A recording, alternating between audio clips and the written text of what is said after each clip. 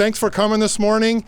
This is an exciting day for the city and for us engineers in public works who like to build stuff. I'm standing right in the middle of what will be an asphalt street in a couple months, and this is part of a vision and a plan that really got cemented about a decade ago by the city council after having a really involved public process about what we needed to do to address some transportation challenges.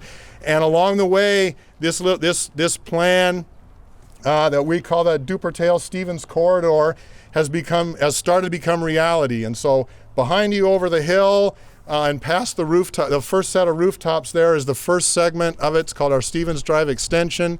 We opened that to traffic last fall. And then this summer, we're going to do 2 more segments, both with the name Duportail on them, and they'll look like one project. But we have 2 contracts that'll get us from Wright Street down to Wellesian there. We'll place a traffic signal at Wellesian Way, a roundabout right behind you on Thayer Street, and a roundabout up at Wright Street. As a project, this thing has had a lot more contributors than we often see in our public works work, and it's exciting to see it come to fruition. We had a lot of dialogue with our Parks Commission about the impact or the features in the ground behind us on the hillside. That's sort of it's a natural open space park for Richland. We also engaged the Arts Commission because roundabouts are new to Richland and they have the opportunity to make a visual statement in our roundabouts, and so we're really happy to have the Arts Commission contribute. And then our normal sort of transportation partners, we often, in terms of money, we work with our State Transportation Improvement Board. They're not here today, but they've made a significant investment and are always a very valued partner on these road projects. Our Council of Governments, Brian Malley is here to help us launch this, but their organization that cements good plans and then helps us implement them are vital.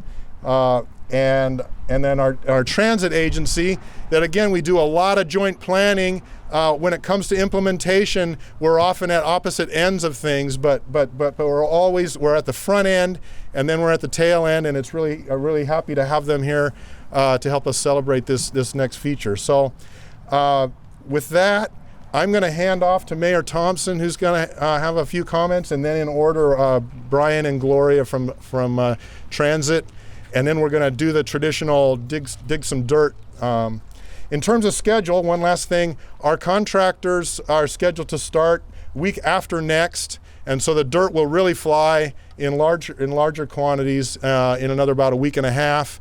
And we think we're going to open the whole corridor as a complete project in the fall. First off, I want to thank truly the partnerships and the staff that was involved in making this project come to fruition. To have a road project that conceivably goes through the heart of your town to link other areas of your town is a project. In a way, it's kind of a engineer's dream come true, right? Because you get to play with the blocks, move things around, go out and get funding, talk to your partners, work with your staff, and never give up hope that it can become real. Because I think there were times in this particular project where people are kind of going, God, how are we ever going to get the money for the bridge? How are we ever going to get all our partners together? How are we going to be able to talk to the community to make this thing work? Well, all that happened, and it didn't have anything to do with myself. Council gave direction, and staff stuck it out, persevered, and now we're here. We get to turn some dirt to make a project that makes sense for Richland and the Tri-Cities and the state of Washington. Think about it, we're going to have an opportunity to connect South Richland with the waterfront with this roadway. It also gives us the unique opportunity to take some of the pressure off George Washington Way potentially, to allow traffic to get over to South Richland. And if that happens, then we have other opportunities for the waterfront in Richland in regards to slowing traffic down there, creating a storefront, create a real downtown area. Those are exciting things.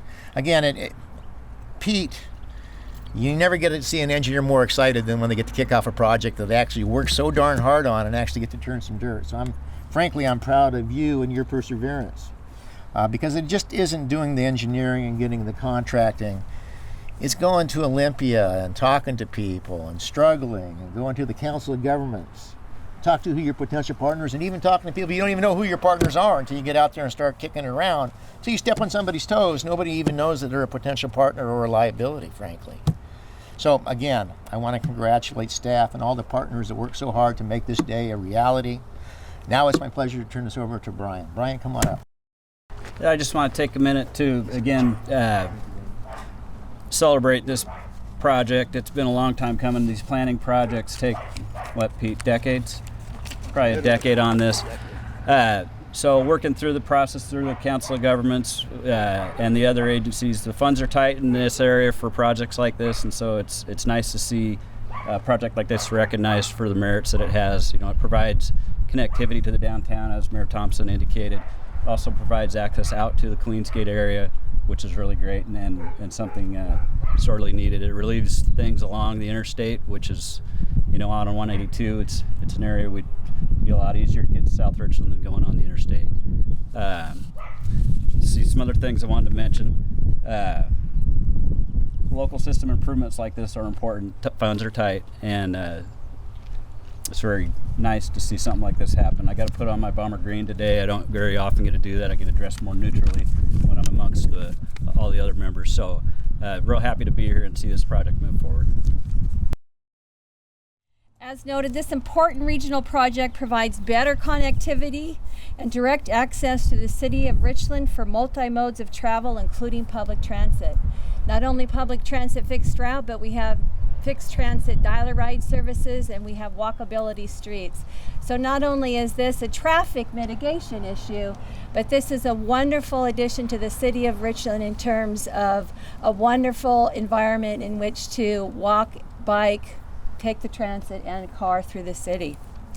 It provides for enhanced public transit service locally via direct route in the City of Richland and regionally by direct access to our major transit hub located down the hill on Knight Street.